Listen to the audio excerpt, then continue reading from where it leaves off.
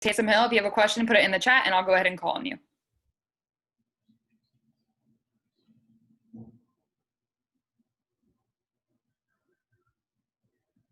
First question's from Doug Mouton. Hey, Taysom, the first one when you were in that first series, when you came in on the 3rd and 3 and hit Jared Cook, what was – and they had sort of overplayed the run. Was that sort of a plan that when you came in, they're overplaying the run and you think you can get man-to-man and get a guy?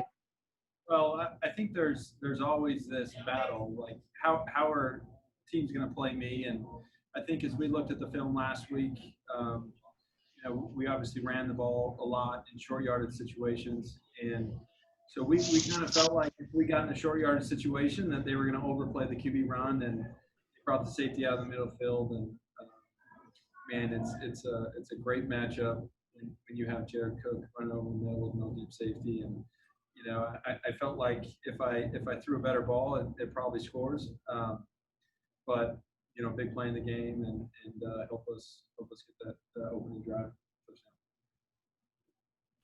Next question's from Luke Johnson.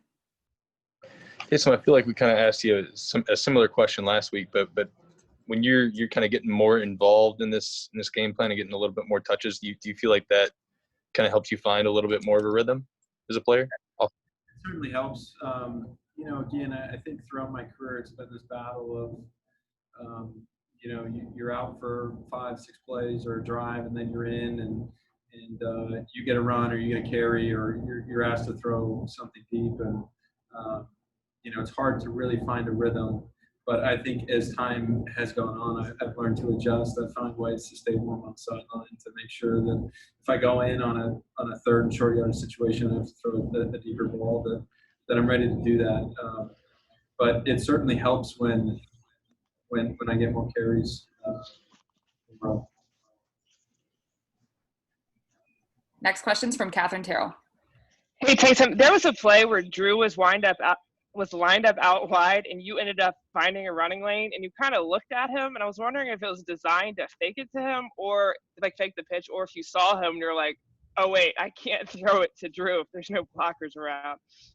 Look, the coaches have made it very clear that I'm not to throw the ball to Drew, although Drew is always ready and prepared to receive the ball from me. But look, it was one of those things where they played a different coverage than what we were expecting, and they covered it well. And so as I broke contain, I saw Drew out there.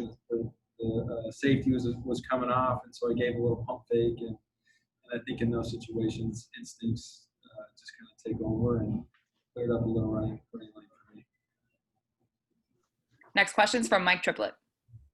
Taysom, other than opportunities, what is working so well for you in the last 4 games that maybe wasn't working so well in the first 4 games, execution-wise?